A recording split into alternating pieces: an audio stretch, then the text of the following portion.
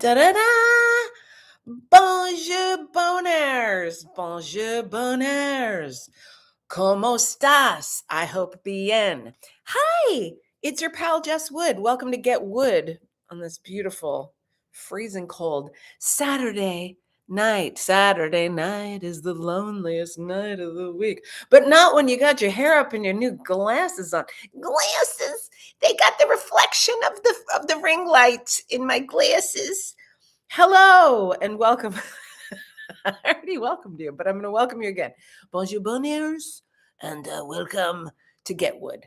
Get Wood is your favorite half an hour of silly storytelling every week, brought to you by Love, Peace, Anti-War. What's happening?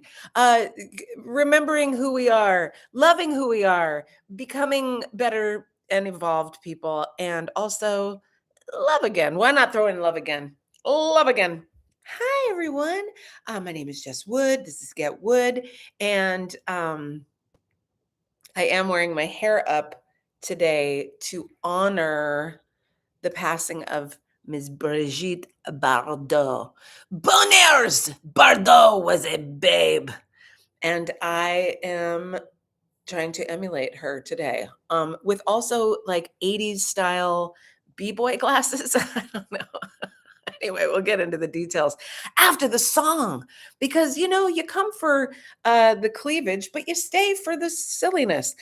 Bam. Oh, wait. It's a big minge energy. Big Bird. Sesame. Big minge energy. Ra-ta-ta-ta-ta. That's a 9 mil melody. Bam. Here we go. Public Enemy. And you say, God damn, this is a dope jam. I'm broad. Come on with the glasses. I'm broader than Broadway. Yes, I'm broad. Did everybody have an okay time this week? I'm broad. I'm going to ask you.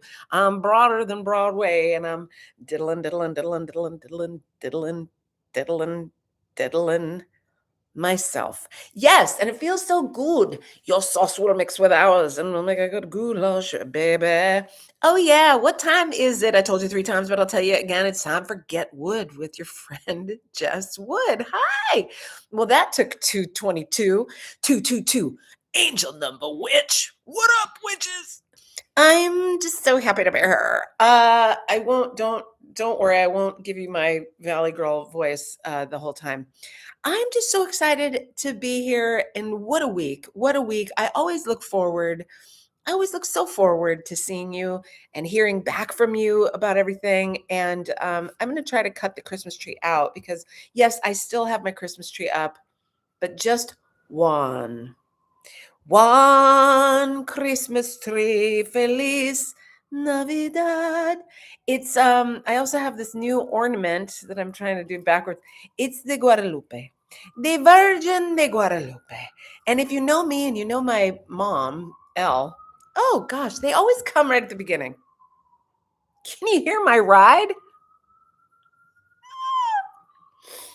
They're coming to get me. Coming to get you. I have a kinship with the Guadalupe. A kinship? I don't know. Is that what you call it? Okay, thanks, man. The cool space, cool specs. I can't really read with them. Anyway, they are for I want to tell you a little bit about things. Okay. The glasses are from Staten Island thrift shop, a Salvation Army, which we call Sal's. If you know me, you know. You going to Sal's today? You doing anything at Sal's? You find any good stuff at Sal's? Because Sal's is the Salvation Army forever and always. It will be in my heart. And I did go to Staten Island this week. I don't mean to brag, folks. That's a terrible joke. But really, if you've ever been to Staten Island, the best thing about it is really the ferry ride over to the island of Staten and Wu-Tang Clan. Of course, the Wu is for the children. So sorry, I get a little excited about that part.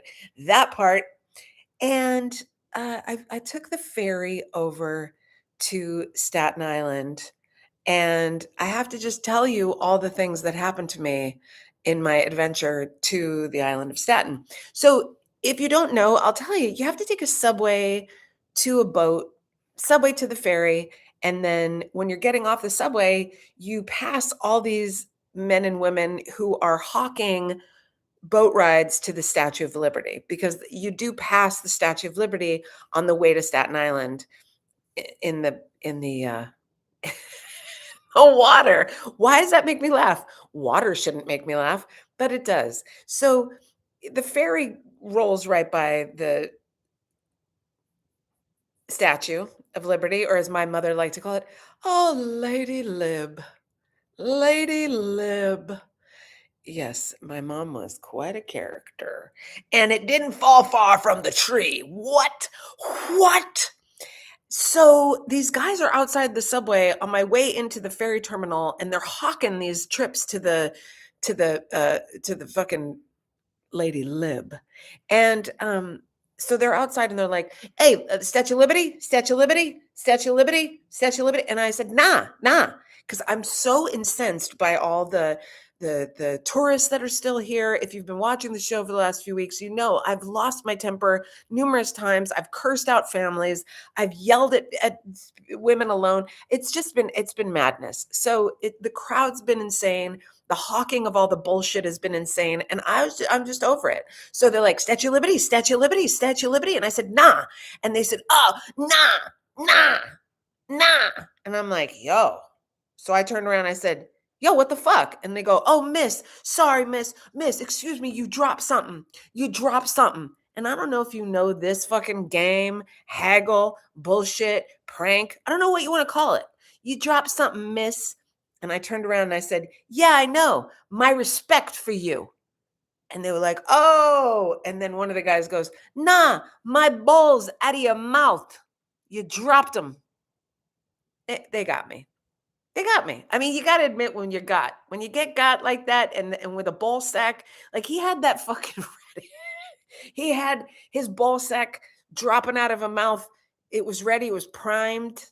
So I laughed and I went into the ferry terminal, and there's a security guard standing there, and I said, "Hey man, are you going to do anything about these guys insulting people on the way into the ferry?" And the guy just started laughing. So what am I going to do? I just started laughing. What the fuck is that? It's New York. It's New York City. And I tell people all the time, "Hey, shut the fuck up and get the fuck out of the way and move it on to the side. What the fuck you doing? It's New York fucking city." Serious. So I stand in a very large, much too large group of people, many of them tourists, to go to Staten Island because it's one of the things that people can do where they can see this Statue of Liberty, where they can see it from the boat, and you don't have to pay nothing. It don't cost nothing. You want a beer? It don't cost nothing. Animal House. Sometimes I just like to tell you the movie that I quote. Why don't you just tell me the name of the movie you want to see? Seinfeld. So anyway, I went to Staten. I saw my friend. She picked me up at the boat and immediately put in her GPS to go get a coffee or like a little snack at a diner of some sort of cafe. She had put in cafe near me in the Googs. And if we didn't fucking circle that goddamn ferry terminal 3 times, what? Hey, and I kept saying, I think we passed this already. I think that's the same street already." And my poor friend, she's very frazzled, behind the wheel with the GPS, and there were 2 GPSs going with the people talking. So there's like an English lady who's like, go 16 feet and make a left on State Street. And then there's like an American lady, and she's like, 16 block, and then you State Street. And so it's like it's a double GPS attack on my nervous system. And so I was trying to help. So there I was like, "We've already been down State Street, my friend." And so we had to pull over, pull to the side, turn off all the GPSs because I said to her, "I think there are more than one GPS is going." So she figured it out. We turned it all off and we finally made it to a deli because I said, "I think I spotted a deli across the street from where you picked me up."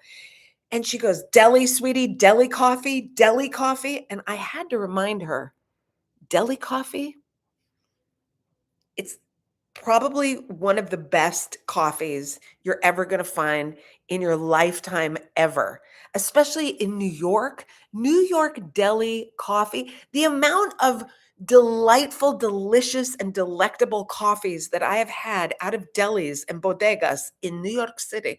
I cannot tell you. They used to have Cafe Bustelo in the pot, and you would take the cup and you would bring it to the papi behind the counter and be like, "Papi, could I get cafe con leche?" And he would put warm milk, steamed milk in the bottom of the cup, and then you would go and fill up the rest of your cup with the coffee, cafe con leche. Oh my God. I can feel it right now. Warm and dripping down my gullet. Don't get nasty out there.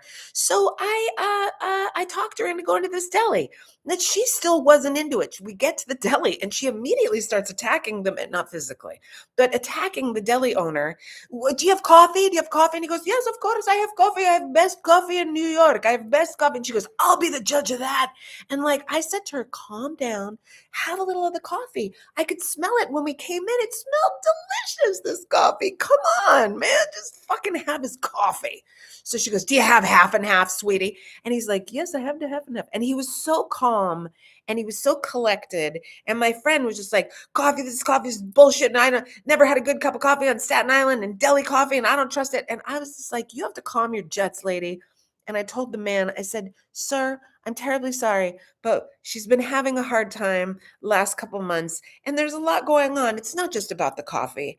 And she grabs him, manhandles this gentleman, and she's like, the coffee should be good. And I said to her, let go of the deli man and take that cup and fill it with coffee, the nectar of the gods. And she did. And she took a sip and she said, oh, this coffee is really good. Bitch, yes. You don't trust your friend. Who doesn't trust their friend? I am only ever clear and precisely precise with my words. I am impeccable with my words.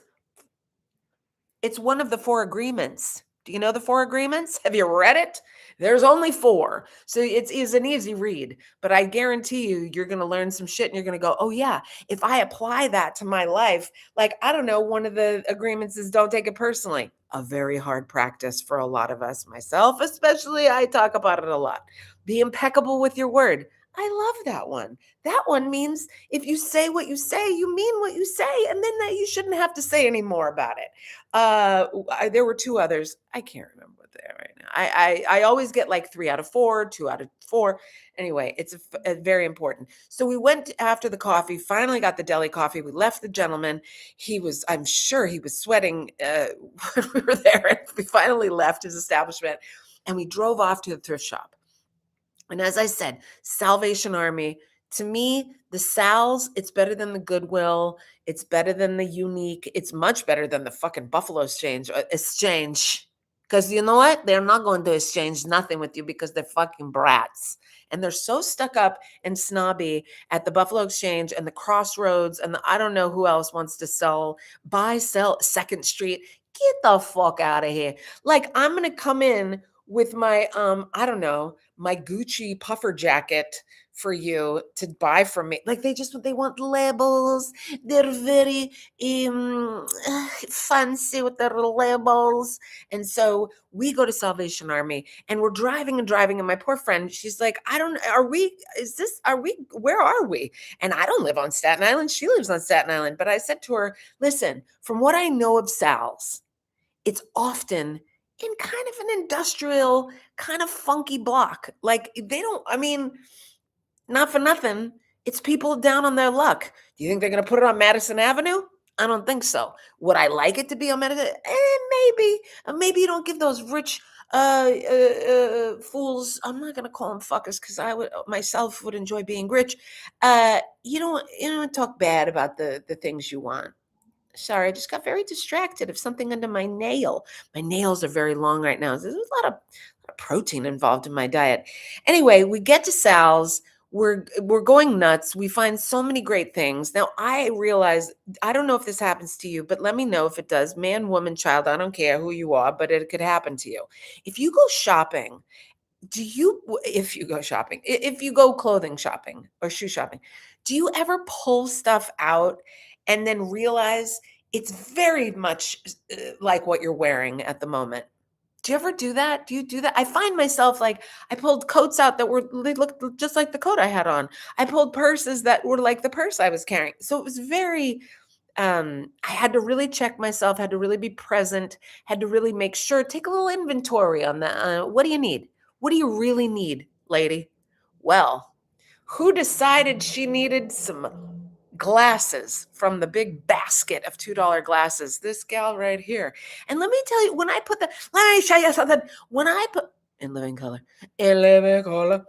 when I put these on, my friend flipped out so hard. She was like, "Sweetie, those, oh my God, they're your, oh my God." And when someone goes nuts like that for you and a new glasses, you better take them. So I got some glasses. I got a coat. What else did I get? I got a sweater. And you know what? The kind of sweater I got? I got a sweater. It's a turtleneck sweater, and it's from the Gap. I've never had a Gap thing. I never owned a Gap thing. When the Gap opened in the East Village in the 1990s in New York City, oh, there were bricks thrown through it. I'm not lying. Bricks thrown through the windows because we didn't want Gap in the neighborhood. And now it looks like a freaking Gap ad out there. Anyway, that was a lot for the glasses. Rip Bridget Bardot, rest in peace, Bridget. And a huge thank you while I just peeked at my notes, a huge thank you to everyone who reached out for me for my birthday and wished me a happy birthday. I just can't. The love that you guys give me, it's just beyond. And I'm so grateful. And I want to do a special shout out to Christy R. You know who you are, Christy R. You generous girl. She's very generous, Venmoed me some money, and I have no qualms taking your tips for this. I work for tips. I work with tips.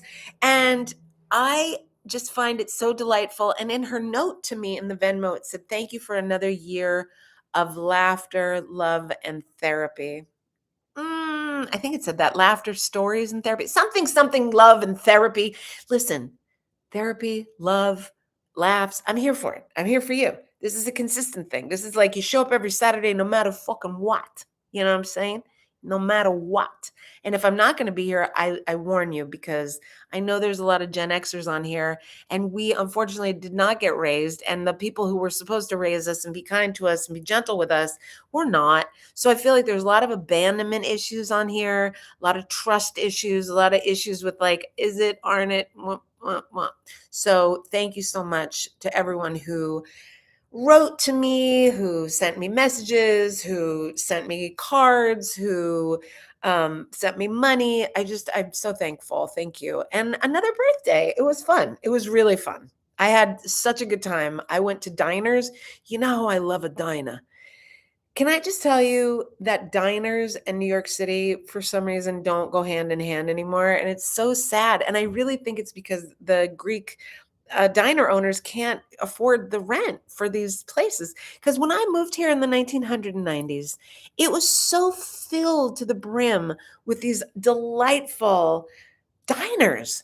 A lot of them 24 hours. So you could go to a club and you could come home after the club, before you go home, and you could go get disco fries for like $5. And you know what a disco fry is, right? It's fries, but it's got gravy and cheese on them. A disco. That's to soak up all the disco booze that you drank at the disco club. So they were there for after shows, for after comedy. You could go there after comedy. There was always a gaggle of comics hanging out at a coffee house, a coffee table, at a diner. Greek guys, they all get to know you. Hey, Malaka, Malaka, Malaka. And so I miss that. And I've been talking about diners this week so much with a bunch of my friends. And lo and behold, I have manifested such a thing. So I got to go with my coven, Alexis. Shout out to Alexis. Met up with me early. We went to Landmark Diner, which is a female Chinese owned. And I love these women. They're always like, "Hi, honey. Hi, baby. Hi, honey." And we sat at this table. with LaRon. And LaRon, he was a stranger at first, but then at the end, he was family. He was family.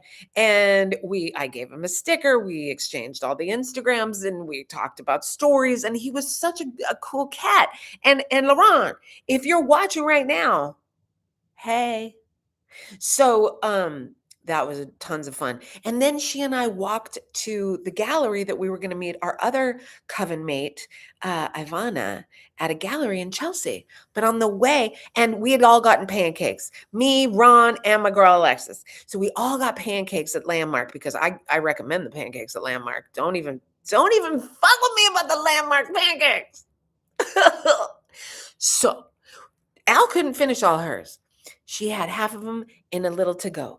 So we leave the Landmark and we go to walk to Chelsea. And we're walking out and we're walking down Bleecker Street, West Village. And we see this gentleman. He's on a couple of blankets spread out. Like he looked like a sage. Like a sage. He had no shirt on. This is like a 16-degree day yesterday, by the way. Los Angeles, California, if you're listening. No shirt underneath, but two like overshirts that were woven and like Guatemalan looking. And the blankies that he was on were like Mexican blankies. And there was like a cushion involved. And he had all these drinks around him. And he was smoking, but he would smoke a hit of whatever he was smoking. And then he would like smudge it. What? I know I'm doing like the sage smudge. For those of you who aren't watching, for those of you only on audio, he's saging, smudging Bleecker Street. So we walk by him and we're kind of like, hey, and we're really caught. He really catches our attention. But then we get a couple feet away and my friend says to me, hey, should I give that man these pancakes? And I said, 100%. Just give the man the pancakes. Give the man the pancakes. If nothing else, give a man pancakes. So we go back and she says to him, sir, I see that you have all these drinks, but I was just wondering if you would want to accept these pancakes. I haven't touched them at all. I have half of them here I hadn't touched. And he said, I would love to accept your pancakes, and I wouldn't even have minded if you had touched them. Okay, love this guy. Then he goes on to tell us all about how he looked at us both really deeply and he said, you must keep your empathetic hearts open. You must remain loving towards a very unloving world. You must trust your heart and follow your desires. Excuse me, sir.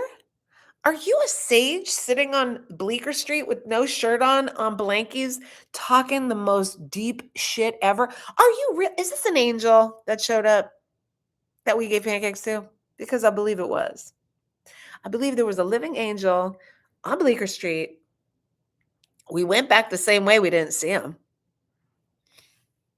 Then we saw a big old feather when we walked by. Witchy shit. His name was Tyga. Tyga. And he mentioned Jah Rastafari. Jah! Haile Selassie and Jah Rastafari, they were mentioned 3 times yesterday on my birthday. I know. Magical.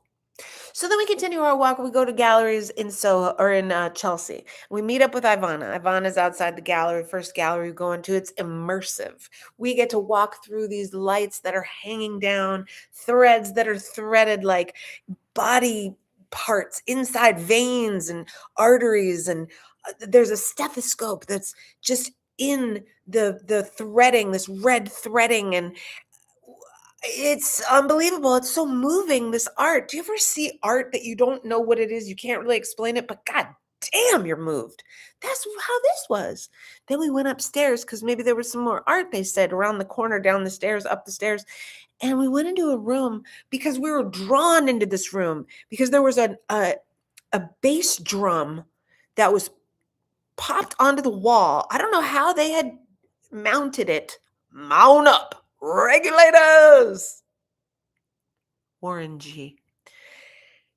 They had mounted this bass drum and we were pulled in because the bass drum, when you looked inside of it, it just went forever. So it was like a portal. And all three of us stuck our little heads in it. Well, I have a giant head. But we stuck our heads into the bass drum because it's all about that bass. Megan Trainor.